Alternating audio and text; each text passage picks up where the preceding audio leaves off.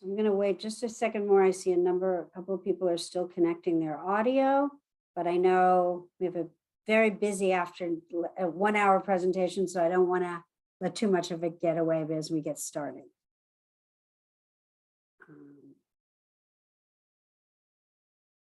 I'll just give it till 3:01 and then.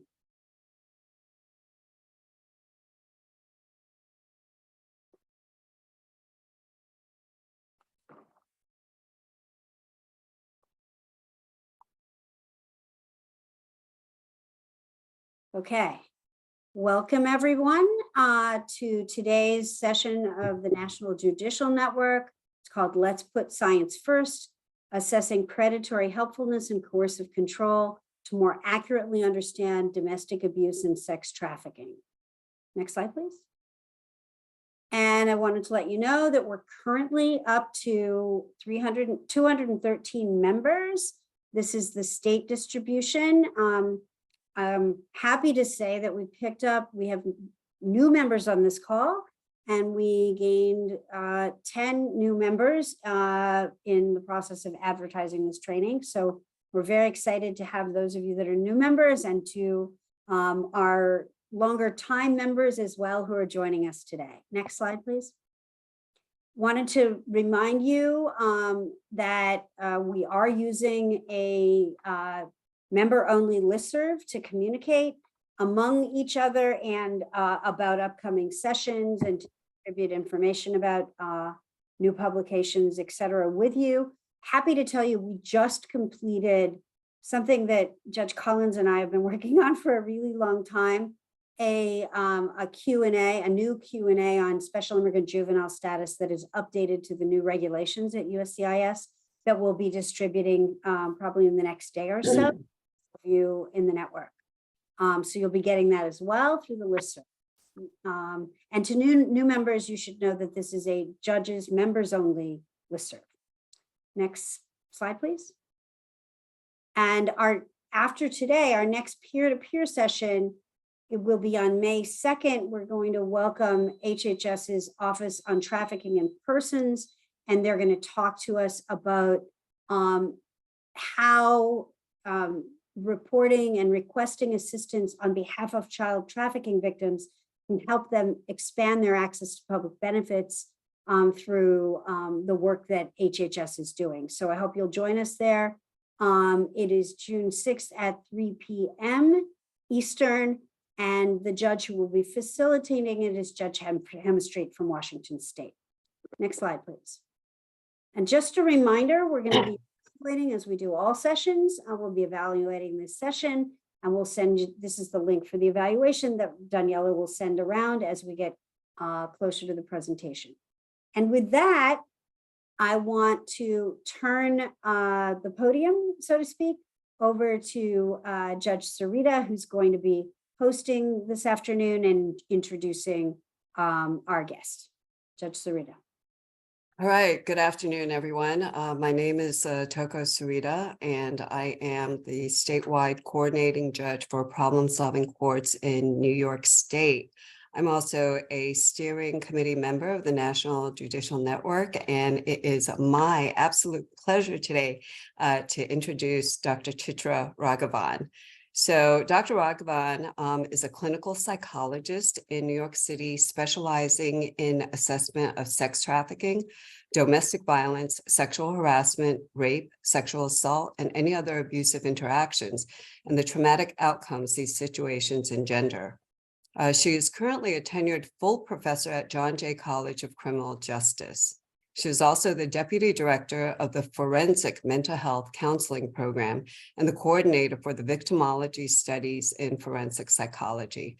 I have had the pleasure of knowing Dr. Raghavan for many years, and as a judge that specializes in human trafficking issues within the judicial system, I just want to say that it is very, very important to have scholars like Dr. Raghavan provide us with a deeper analysis awareness of the complicated dynamics of trauma bonding and trafficking situations.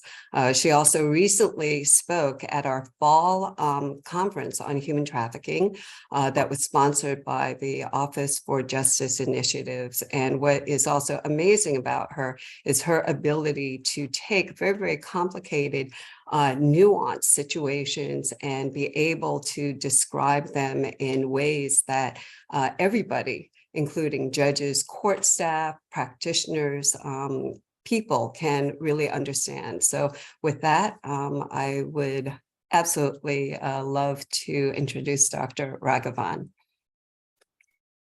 Thank you so much, Judge Sarita. I am delighted to be here, and I really want to stay on time because I understand how tight your schedules are. So I'm going to share screen, which is a PowerPoint, and then I'm going to start and hopefully have about maybe 5-10 minutes for questions after. And let's go to the slideshow. Okay, so the broad theme of today's talk is how we can close the gap between the victim and the system, and how we can better map gender-based abuse experiences of the victim as they experience it. While I'll be focusing primarily on domestic violence and sex trafficking, this could include, for example, cults, sexual harassment, sexual assault, and other manner of gender-based violence. And today, the way assessments are done reflects really the principles of forensic psychology or criminal justice, and absolutely does not reflect the lived experience of the victim. So there's a gap between the information that's gathered and what really happened. And this is a problem because the stories that we're telling are not very accurate, they're weak. And it makes the victim look incredible. And as a result, judicial responses cannot be accurate because the criminal justice system responds to the information that they get. But if the information is inaccurate or incomplete, well, then that response is not going to reflect the real situation. So the sort of more specific goal of this talk, and out of 3, if you get 1, that to me is already an A+, is to understand the importance of the very beginning or the landing ground. So the very beginning of the relationship. The second, and arguably equally important, is that what is the fundamental core of abuse? And for some reason, we've come to a place where we define the core of abuse as being a need for control. But really, the core of abuse is that abusers want the victims to stay and to obey them. What do they want? They want the victims to stay. They need to be correct. And the abuse needs to be deceptive. That's really the core of most abuse dynamics. Again, whether it's trafficking or cults or domestic violence. Why this is important is part of the abuser's psychology and inherent to the abuse process is that the abuser needs to be correct and he needs to be deceptive. And this leads to the next sort of important assessment idea. How you measure the abuse dynamic really sets the basis for supporting victim credibility. And one way to ask this question is, have you detected the nuances of the more invisible tactics of violence that have happened, or have you missed them?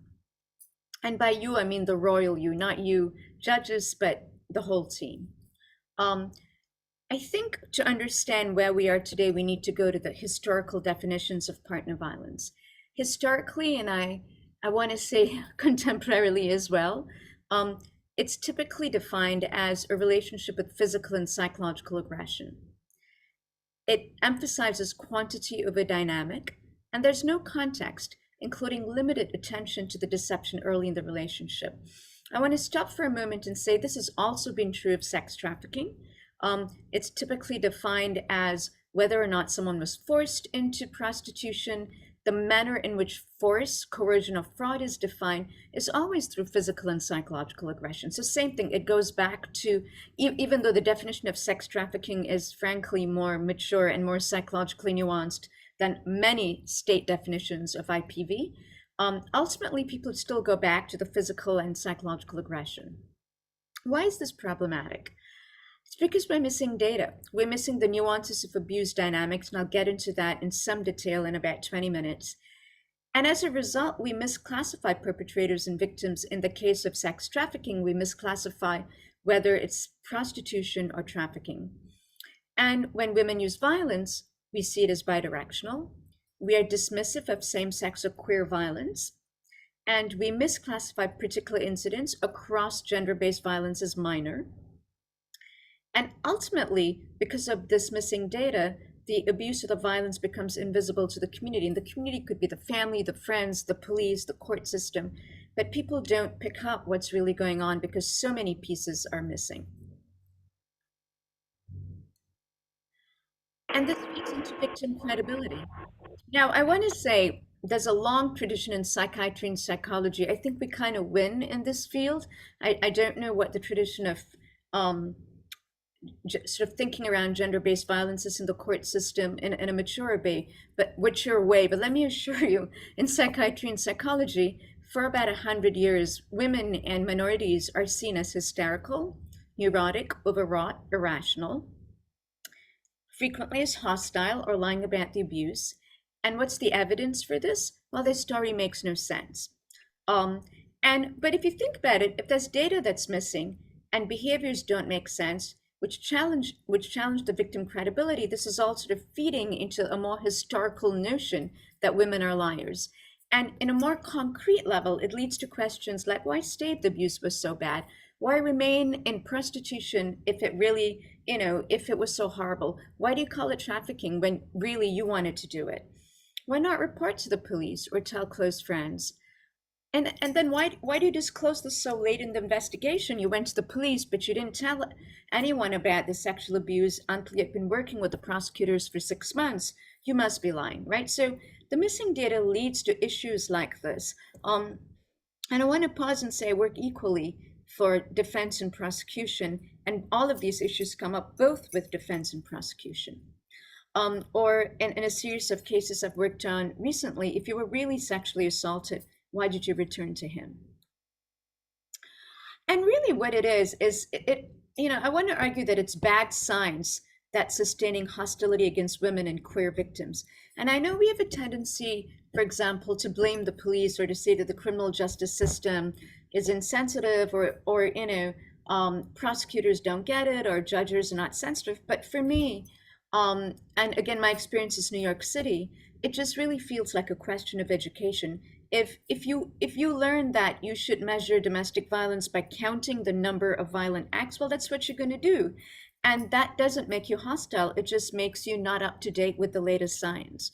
And so I really believe that this is the way we can systemically improve how we respond to women and queer victims. The other point I want to make here is the burden of establishing abuse should be with the evaluator, whether it's the evaluator could be the prosecutor, the defense lawyer, the social worker, the first responder, the police, however it's set up in your jurisdiction. But the way we treat all forms of partner violence today, again, whether it's harassment or sexual assault or trafficking, is that the victim needs to define it. So let's pull back a little bit and think about this. Let's say you have a robbery case or a scam, a money scam case, or somebody gets scammed out of money. The entire criminal justice team would try to gather data that fit the statute so they could build a good case. But they would never ask the victim to say, hey, can you please describe the way in which you were scammed in a way to me so that I can make it fit the statute. And yet when we work with domestic violence victims, we don't ask the right questions. And then we don't get the information we need to prosecute properly. And then we say, well, you didn't tell us what we needed to know, right? So only in gender-based violence do we actually put the burden of establishing whether or not abuse happened on the victim. And this is part of the long-standing, I think, sort of ignorance and hostility that women are liars. So what do we do to narrow this gap? One of the things that might be relevant, not relevant for everyone, but relevant for many people, is to get the relationship history. And the second, which I'll also talk about, is to measure coercive control. So again, back to history. Historically, we would ask things like, when did you meet? When did things go wrong? When did he first use violence? Or if you're if you measure coercive control, when did it start? But that's not what women and queer victims experience. What they experience the first 3 months, 6 months is affection. And they also experience something that we don't understand as well as we should, is there's an intent to provide a solution to barriers. There's a sense of connection that's created, whether it's I've never loved anyone as much as you, or you are my soulmate, or oh, my ex-wife treated me so poorly, I can't believe how kind you are. But there's a sense of connection that feels deeply personal, special, and unique. And the relationship is very intense, but it's not openly controlling. And again, this might not be everyone that you get. This will almost likely be if it's a prostitute situation.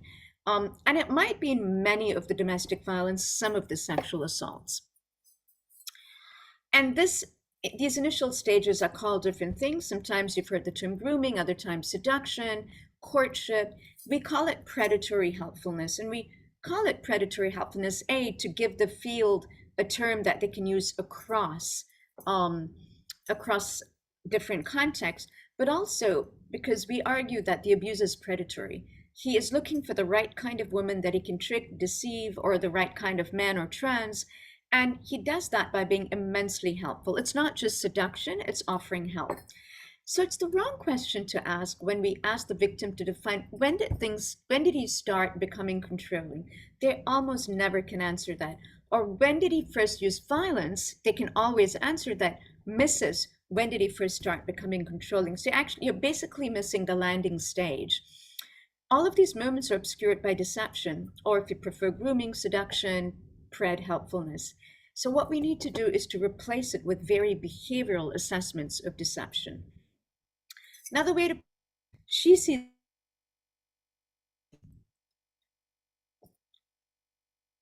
so why is this important? This is a lot of work. It's easier to say, hey, when did he first start hitting you, than tell me for the next 20 minutes what the first 6 months of your relationship were like.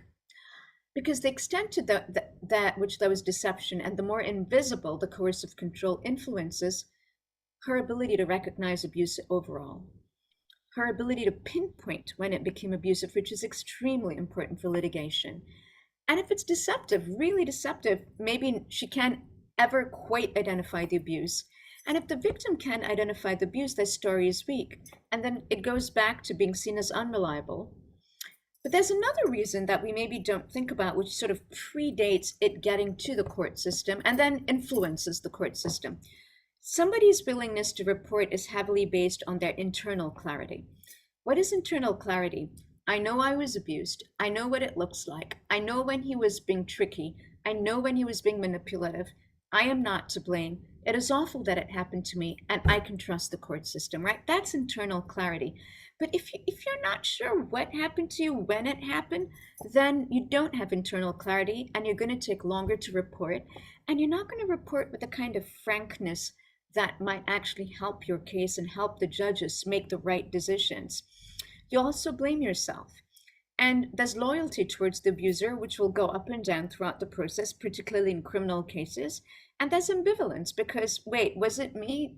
I did agree to stay. I didn't report it. So there's sort of, not internal clarity. So your understanding the deception can actually parse better their initial willingness or unwillingness to report, or their loyalty or their ambivalence. You can actually track that a lot better. So what might this look like? These data come from sex trafficking data, but we also see it but very differently in domestic violence, and we see it also in sexual assault. We see mostly love bombing, which is something like this. The first 3 months, he was very attractive, cared about my needs, did nice things for me, basically intense affection, attentive, and connected. And setting up where the woman falls madly in love because she's never felt anything like this before. So this sort of dominates both domestic violence and trafficking. It's about 50%. And then there's housing and financial aid, which dominates women who are living in shelters. So this woman said, God sent me the savior. Where was I supposed to go? I had a child. I was on the street. I was desperate. And he said, I'll give you a room. And then, of course, later on, he he said, I'm your boyfriend. And then he said, if you don't pay me, I'll throw you out and you'll lose me as your boyfriend.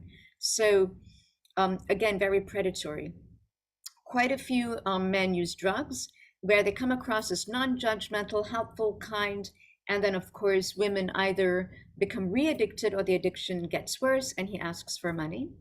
And a small number, started as non-sexual emotional support, typically with much younger women. And typically this happens much more in sex trafficking, where they started to, act like a daddy figure and then ultimately wanted them to work as prostitutes. Yes, pets are beautiful. So have your team maybe consider exploring the following if it's relevant and possible. Was there predatory helpfulness or deception? What did it look like? When did he start? When did the flip of the exploitation start? What form did it take? And in hindsight, does she recognize it? Because often with the right kind of terminology and education, they may be able to say, wait, I remember when he was really sweet. And then right after that, he beat me up, right? And then always asking ourselves, are we, asking the questions correctly? So consider exploring this, or having the prosecutors or the team explore this, or the defense lawyers, in order to understand how the early months look like. This is important in domestic violence. This is absolutely crucial in sex trafficking, and particularly in a growing number of cases I've worked on. This initial stages actually met the statute definition of coercion and fraud.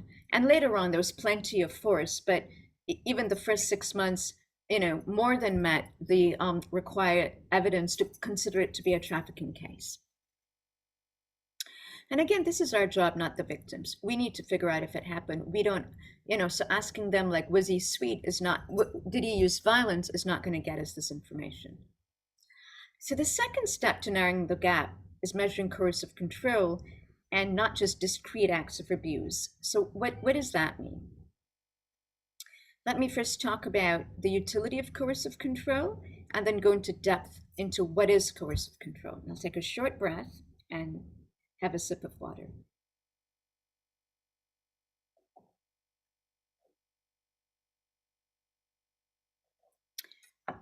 Coercive control really increases our sensitivity to abuse dynamic measurements. Think of it as if you have a measuring tape and it marks only inches, every 6 inches, and you use that to measure your apartment. Well, you're going to get measurements by 6 inches. Is that useful? Sure. Then you have another measuring tape, which actually marks it by the millimeter. And so you can get nuanced gradations of, is your apartment 20 by 20, or is your apartment 21 by 9 by 22 by 9? And so it really increases sensitivity to something where the increase in sensitivity could be crucial between knowing what really happened and not quite understanding what happened. It also really gives us a better theoretical framework to understand more invisible tactics like sexual violence. It accounts for queer violence in a sensitive, gendered way. It also accounts for violence across cultures in a sensitive, gendered way, which the older models of physical abuse don't.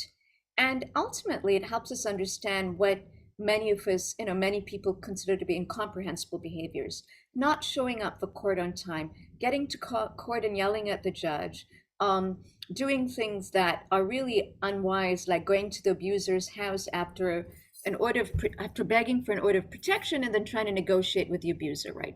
So this really lets one understand these behaviors from both a coercion framework, but also a trauma framework, and it narrows the gap. So what is coercive control?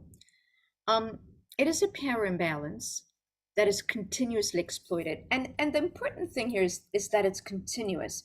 It's not an act, it's a dynamic. So what is a dynamic? Think of it as there's an electric current sort of running through the relationship.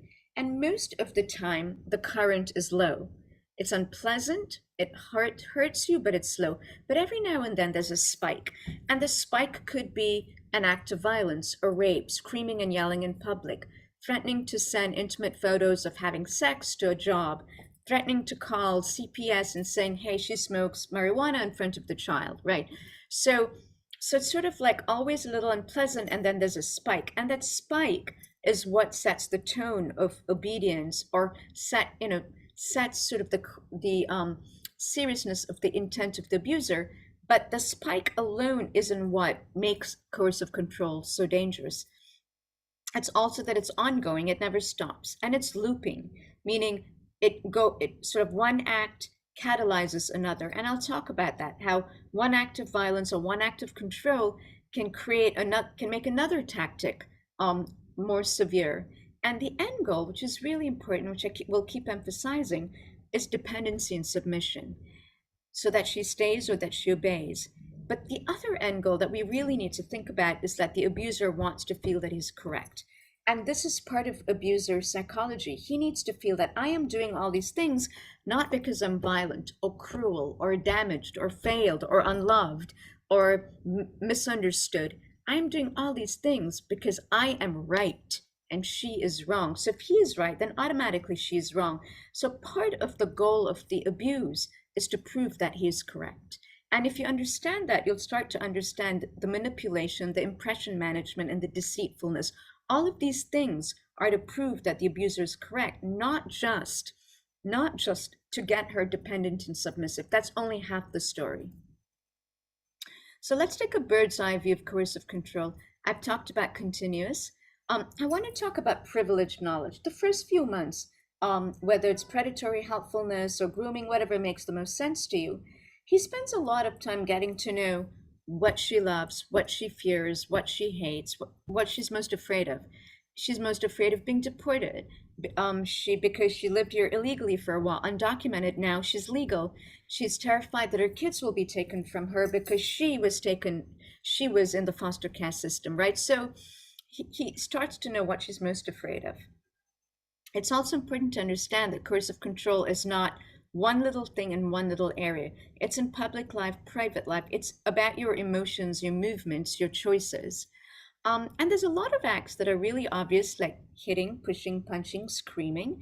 But there's also a lot of things that are really invisible. And the invisible pieces are the spider's net that make the trap, or the glue, if you will, that put the puzzle of the abuse together. So the obvious and the invisible need to both be assessed.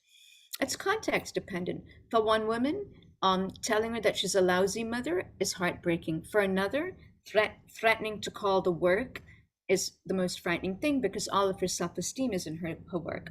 So how severe something is context dependent, which is why you need to know what is important to the woman or the victim. Importantly, how is it different from normative controlling behavior? So in science, we always have to be able to falsify a hypothesis, meaning we have to be able to say this is something or this is not. So coercive control, you have to be able to make the designation that it is different from a normal controlling behavior. How would you do that? Well, it targets all domains. And importantly, there's no resistance or negotiation. In normal controlling behaviors that happen with all couples negotiate.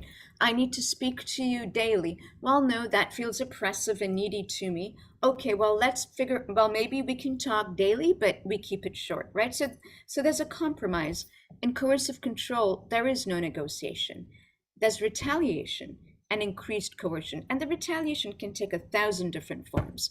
It can be in terms of coldness or increased coercion or violence, or something that makes you regret and makes you understand that you don't have any space to negotiate. I'll take another breath, and then in the next 20 minutes or so, talk about the key tactics of coercion.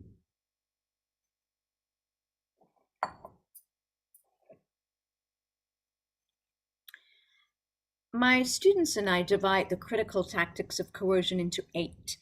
And we do this so that we can measure it in a way that makes sense, that can be more behavioral, and that we can communicate this with scientists, mental health workers, and in my case, with the court system. So I'm going to define the first 5 sort of briefly, and then I'm going to illustrate the last 3 with a brief case example so you can see how this pans out. The first tactic we label as surveillance. The older term for this was stalking.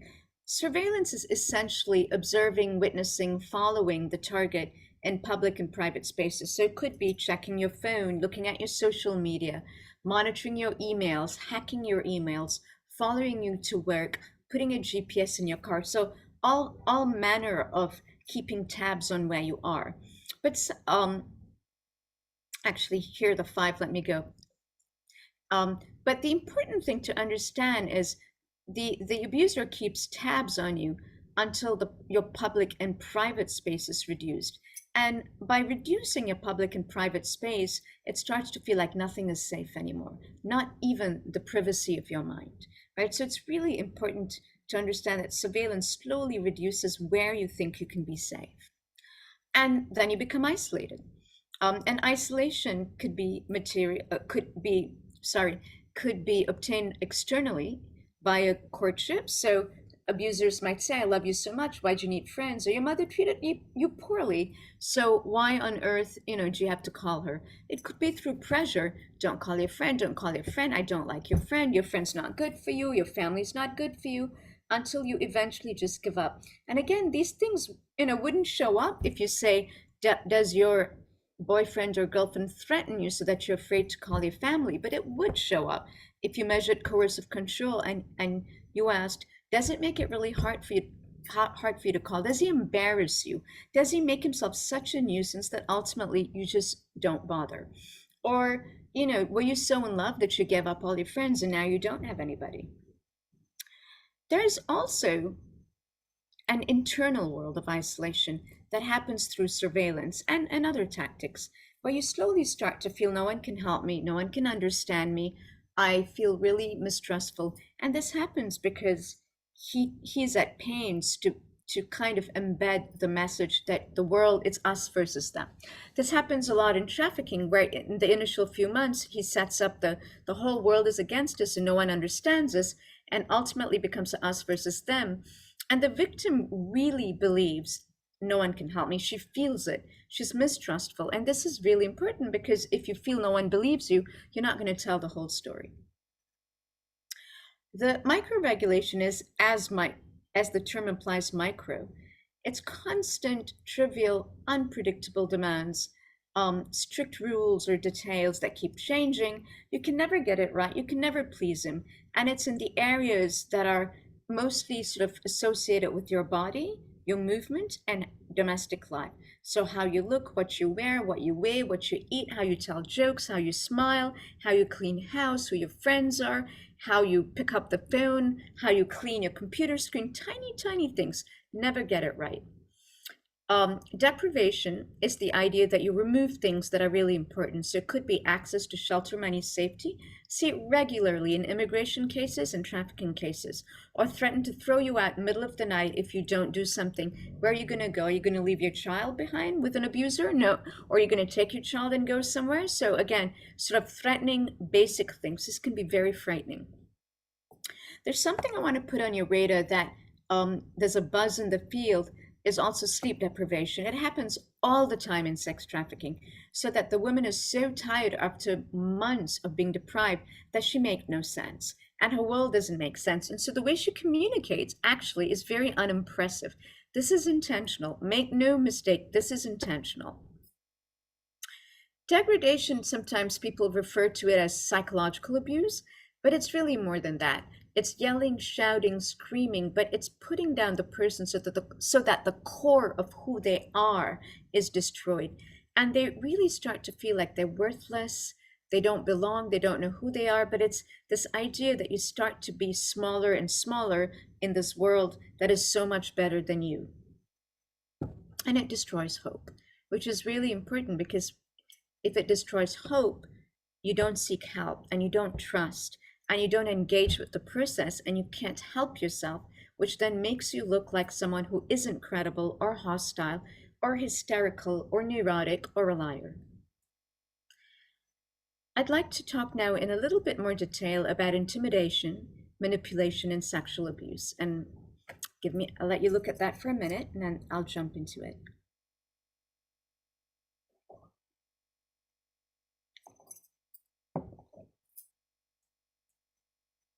What is intimidation? It's the usage of any kind of tactic. It could be shouting, screaming, beating, threatening, blackmail to create fear, dread, or anxiety. It's worth saying here that if you create fear, you paralyze your victim. But if you create dread or anxiety, you actually create movement towards submission. So, what's the difference? If you're afraid, you just sort of, hunker down and close up and protect yourself. But if you're anxious that you're going to get hurt, you're going to work very, very hard to not get hurt. And what does that mean in an abusive relationship or trafficking relationship? You're going to be more submissive. For a traffic victim, you're going to submit to sexual demands, outrageous sexual demands. For a partner violence victim, you're going to give in. So intimidation is not just to create fear, it's to create dread and anxiety. And importantly, it's with or without physical violence. I've seen it with all forms of sexual blackmail mixed with threats and threats around children, for example, parents, family, and past references. So the relationship might have had past acts of violence and going back to saying, I could do that, or I'm not afraid of going to jail. I've been in jail before and I don't care. Get an order of protection if you will. I don't care. I'll go to jail again and I'll be out in 3 days. I've heard this so often. It's astounding. Should I look at the chat? No. Okay. I was wondering if there were questions, but they're not. Okay. What is manipulation? It is. Doctor, there is one question that has to do with the, whether this presentation is also relevant in cases of male victims. And Judge Sarita can help me if I've not. Absolutely. Absolutely. I think it's actually a far better way of understanding power imbalance than using physical violence. Now, I've worked with a lot of male perpetrators of violence who've had both male and trans victims, and I've had a few heterosexual, so female abusers to male victims. But it's absolutely relevant, and it's actually far more sensitive because you get at how the abuser is creating fear, dread, and anxiety, and how the abuser is creating submission, which you wouldn't if you just use physical and psychological aggression. So, good question. Thank you. In manipulation, and why is my screen sort of frozen? You make it seem like something when it is not. And it's essentially shifting the perspective to the abuser's perspective, removing the victim's perspective, and rewriting the narrative through lying, badgering, and of course, gaslighting. And using rewards and punishments. So if you agree with the abuser, you then get rewarded. And the reward could just be, thank you for taking accountability. I'm so proud of you. Or the reward could be, I love you, darling, let's have dinner. But of course, the reward is temporary. And then later on, the abuse starts again. Right, so essentially, the idea is you need to agree with my version of reality. And I will harass you, harangue you, beat you down, pressure you, threaten you until you do. So I want to start with a real case. And I've actually had this in multiple cases where the victim smiled at a stranger. The background in this victim's case is a woman. There was occasional violence. There was some pushing, some slapping. There was daily yelling. There was frequent degradation and insults. You're not smart enough. You're not pretty enough. You're so dark-skinned. Who could love you? You're a lousy lover. I'll call CPS. You leave the child alone too much. Your apartment's dirty. So not a lot of violence. There were some, but a great deal of degradation, insults, and threats. And one day she was in a taxi and smiled at the taxi driver, who was maybe 20. She was in her 30s. He's in his 40s. And when they got back home, her 4-year-old was in her room. He harassed her and harassed her and harassed her and he said, you were flirting with the driver. And she said, no, she wasn't. And he said, yes, you were. This went on for almost an hour. Out of sheer exhaustion, she moved to cook. He followed her. She went to shower. He waited for her. And the child started crying. And finally she agreed. She's like, fine, fine, fine, I was flirting. And he then praised her. He's like, look, see how easy that was. That was, just take responsibility. I'm not unreasonable and everything's going to be okay. And he switched the story to say, we can work it out. We can talk like adults. He then began micro-regulating her. He's like, well, don't smile at strangers because you're flirting. And when she said, and why is this important? I want to point out two things. It's not just that he's now cutting her from public networks, from feeling connected to people, from starting to dread going out because now she's anxious. Is he going to call me a flirt? There's also this intense loss of bodily agency. If you cannot choose who to smile at, you no longer have control over your mind and body. That is a terrifying thing. That is the basic definition of a human right. She was losing her human rights. She started to protest. She's like, look, these guys are like 18. What's your problem? And he said, you agreed that you flirted. Now you're not. So were you lying then? Are you lying now? And she started to get more and more confused. And then he said, well, I get to check your emails. I get to check your texts. I get to walk you to work. I get to pick you up from work. I get to know what you're doing because you told me you were a flirt. She fought and fought and fought, but little by little started to lose ground. And as she lost ground, she became more and more isolated. He used this one case of smiling at a stranger, and he aggrandized it until it started to become the spider's web. And she started to feel that she was to blame, little by little. What did it do to her? She started to give in to him. She became afraid of him, particularly because in between the haranguing, there was occasional beating and yelling. She started to doubt her reality. Am I a flirt? Am I too friendly? Do I smile too much? Do I move my hands too much? Maybe I do.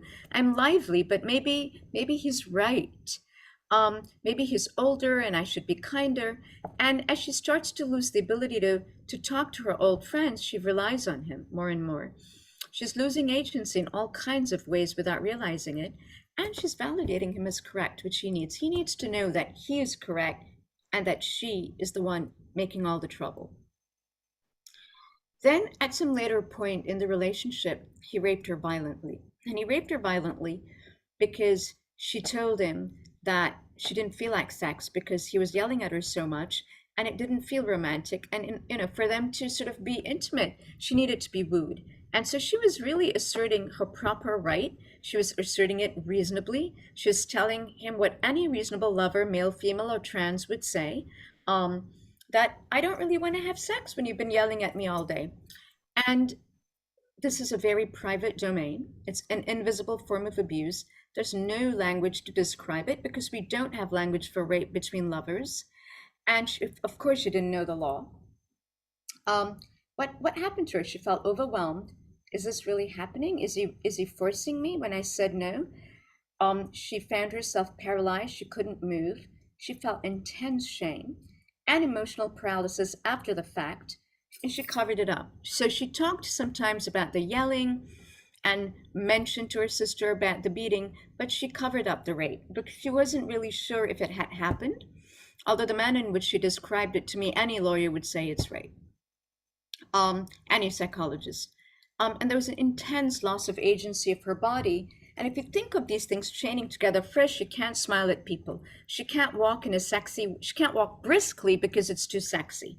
She can't wear the clothes she's always worn, which she actually just refused to give in to that. So it was constant fighting.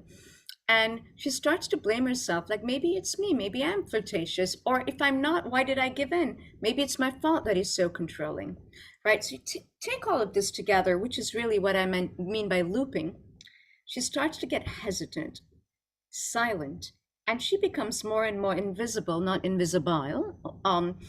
And she's feeling fear, anxiety, and dread from being harangued, physical force. She's paralyzed by the sexual abuse. She's humiliated. And all of this is making her progressively, over weeks, isolated. But there's also a whole bunch of undetected effects, which none of this, by the way, the hesitancy, the silence, the invisibility, you would know if you just said, how many times did he yell at you? Did he beat you? You would get that he yelled at her badly twice a week, yelled at her in small ways daily, and that he hit her 5 times in the relationship. But you wouldn't have gotten all of these other things. nor would you have gotten that she was sleep deprived after the assaults, which started to occur regularly, that she became incredibly anxious because of trauma, which added to her confusion about who's in the wrong here. And then she started being consumed by this tension. Should I question him? Should I fight him? Is it my fault? And this started to preoccupy her, which paralyzed her further. And all of this looped into the end goal, which is her silence, her dependency and submission. And he was again validated as correct. So I want to go back to this slide and say, all of this missing data, if all you asked is, did he beat you? Did he yell at you? Her behaviors would be incomprehensible and she would seem unreliable. Go back to this. Why state the abuse was so bad? And actually, was it that bad? And, yes, he shouldn't have hit you, but was it that bad? And but if it was that bad, why didn't you go to the police? Why didn't you tell your close friends? And why did you disclose the assault so late in the investigation? That was the most violent part of the relationship. Did you make it up? Did you realize suddenly that, oh, wait, prosecutors will get interested in this? But let's just say it really happened. Why'd you return to him, right? So it leads to, I think, our natural sort of like, why do you do all these things? If all you ever found out was that if you asked, did he hit you? But if you go through these 8 tactics in a detailed, nuanced way, none of this will seem incomprehensible. It actually seems very logical and rational. We would do it too if we experienced this. What are the effects of coercive control? Now, the way to ask this question is, why go to so much trouble? This is a lot of effort on the abuser or trafficker. Because the early relationship, the predatory helpfulness really sets the tone of captivity. It gets him information. It tells him where she's weak, where she's strong. It tells him what buttons he can push, and it helps him isolate her.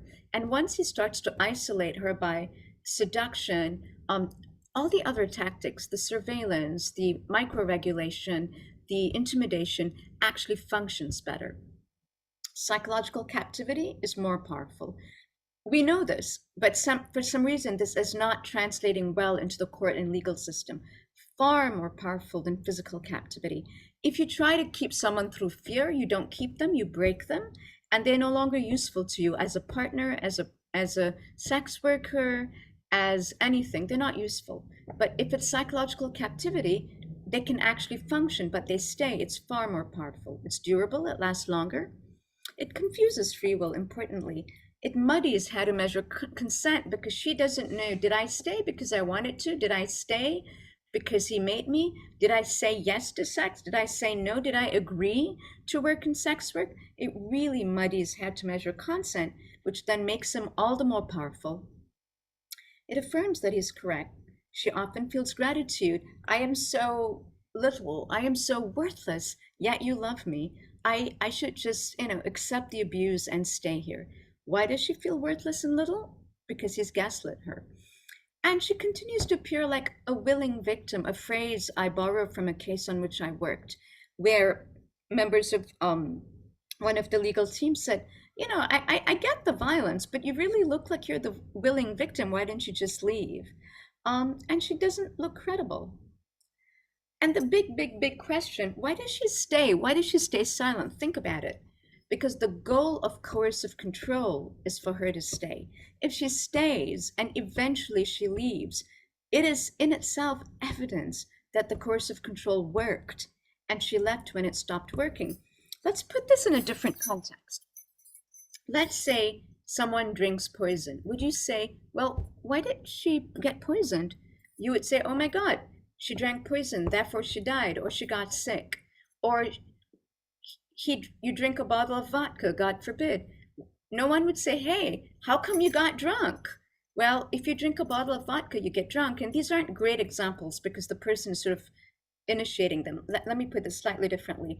You're forced to drink a bottle of vodka. And then you say to them, how come you got drunk? Well, because that's what vodka does. If you drink a whole bottle, you get intoxicated, right? So the question of why does she stay is actually doesn't make sense. It is a function of coercive control. The intent of coercive control is to make you stay. If she stayed, it's because it's working. like to summarize this for you, and then we have lots of time for questions. The relationship history sets the context, and that's very important. Abuse is a dynamic, not an act, and it's best measured by coercive control. And there's lots of data to support this, both in sex trafficking and in partner violence, growing support from the cults in sexual harassment, as well as anything where there's an interpersonal element of abuse. So workplace harassment, workplace intimidation, workplace discrimination, those sorts of things. It makes visible the invisible. It shows you why she's trapped, why she's silent, why she's afraid, or why he's trapped, silent, and afraid. And it really provides a better theoretical framework for folks who come from different backgrounds. It helps explain why someone in an arranged marriage might stay in an abused relationship. It helps explain why two men who appear to the outside world who don't really relate to same-sex relationships, why the one who stays appears strong and masculine. It helps understand, particularly in some heterosexual violent cases, why the woman is actually abusive in a way that affects the man and is trapping him, right? So it really provides a much better theoretical framework for these kinds of behaviors in a diversity of populations. And again, not to be a broken record, the burden of establishing abuse should be with the evaluator. Right now, we are still making the victim do it, and then we blame her for it. We are re-victimizing without even realizing that it is our unprofessionalism. And we really need to tell it like it happened, by closing the gap between her experience for her own healing, but also just for democracy to thrive, we need to tell stories like it happened. And the right story that happened in science is best told by coercive control, not by behavioral measures of physical violence. So thank you very much. This is me. I'll just put it up there for a minute for if some reason you would like to contact me. And open to any questions. Dr. Raghavan, thank you very, very much for your presentation. Do people have questions? Are they going to be putting them in the chat box or just using the screen in order to pose questions here? As you like, I can do it both ways. If it's chat, perhaps someone can read it out, Leslie can read it out to me if I don't see it, if I'm talking, but both are good. So what I'm seeing in the chat has to do with I think the question I asked before, and in case and it has to do with, identifying victims as women or LGBTQ and not focusing as much on male victims. And so, there may be more you might want to say about that. I mean, Judge Sarita, is there more, or maybe Judge, whoever asked the question might want to ask again, we can take questions from anyone. We can do it. I'll start to answer, and maybe Judge Sarita would like to add to it. The younger the boy is trafficked, the more you want to focus on the first part of the relationship. There will be a great deal of predatory helpfulness, and it'll come in the form of all forms of love bombing, protection, emotional support, housing. And the more the family of origin was hostile to their sexual orientation, the more of that's going to happen.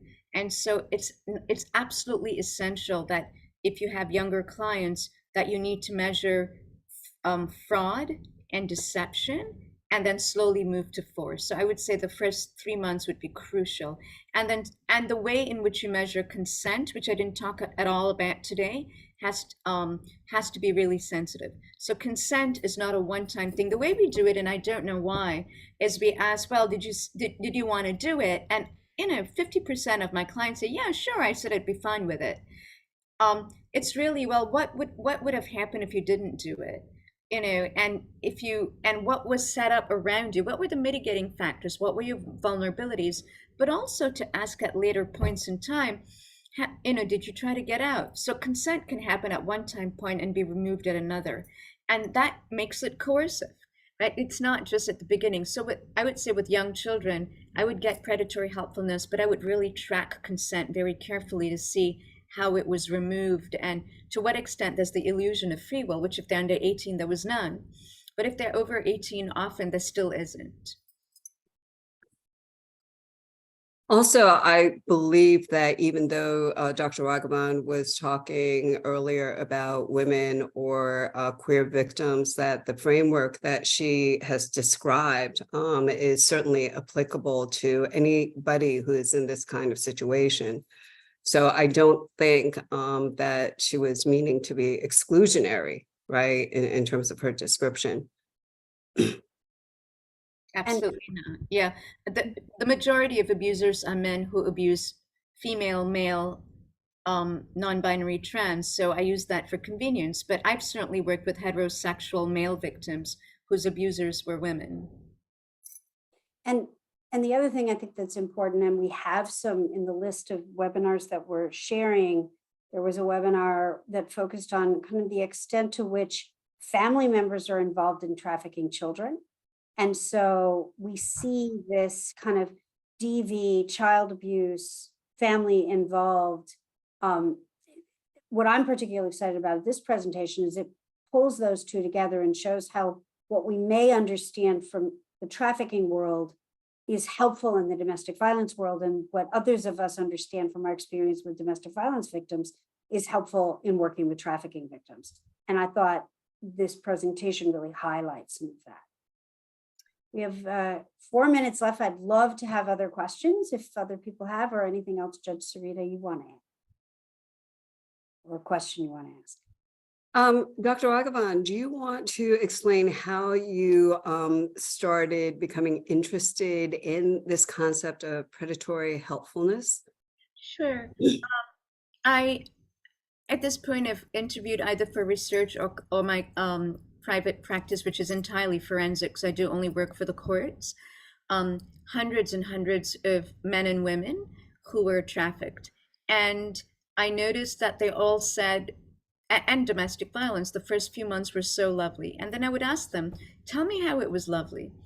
And they would describe to me what felt eerily like intense control, with that, where he called me every day, he called me 5 times a day, or if she sent me flowers, she was always there for me. She picked me up from school, or they were there all the time. And so I started to try to then find a way to map this, and I couldn't.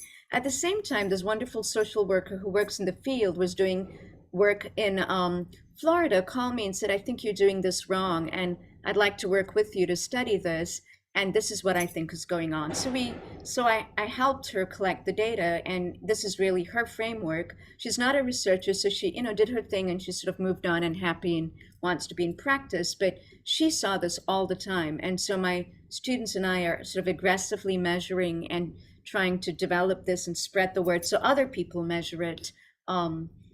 Yeah, that's in a nutshell. Thank you. Very welcome.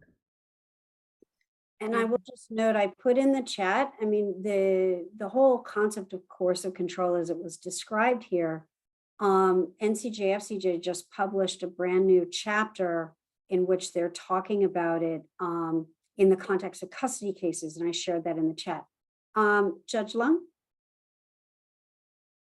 I'm sorry, I was just trying to figure out how to unmute myself. I usually use WebEx. I just wanted to comment. I appreciate the professor's presentation. I think it's really key. I preside over exclusively domestic relations cases, and I always fear that I'm missing that manipulation, that coercive control in the cases, especially when there's not any prior history, a protection order, a domestic violence conviction, but there's just something uneven about the relationship between the husband and the wife, or the spouses, or whatever, if it's a same-sex couple. When you just have that sense there's something uneven about the relationship between the partners, and I really appreciate this presentation, because I think it's exactly on point for being able to detect that. Your screen there and your communications about the coercion and the coercive helpfulness was just the title got me to come to the presentation, because I thought, oh gosh, maybe that's something I'm missing. as a judge in domestic relations, we just are always concerned about there being, a level playing field. So I really appreciate your presentation. And my comment earlier was just, it's sort of my burden to carry that boys are trafficked too, because I was. And so that's why I'm always bringing that up, I can't go without saying it, without betraying my own experience. So, but I appreciate your presentation was fantastic. I look forward to getting the materials so that I can use them in my courtroom. Thank you so much. I'm so happy I'm so happy that it's useful. That's all I want my work to be useful. So I have a question. There isn't good literature on defensive violence. There's some, but there isn't great literature on women responding to extreme violence with violence. I've worked probably, 30 or 40 cases where women have killed their abusers. Women and trans and men actually have killed their abusers. But I think this, it's very hard to do this research because you can't get the data. And the women are incarcerated, and they're incarcerated all over the US in different prisons. So you would have to get permission from 40 different correctional centers to get your data, which you'll be 110 years old before you can do this research. So unfortunately, no, but it's making me think I should try to look at my cases and do something with them. So thank you.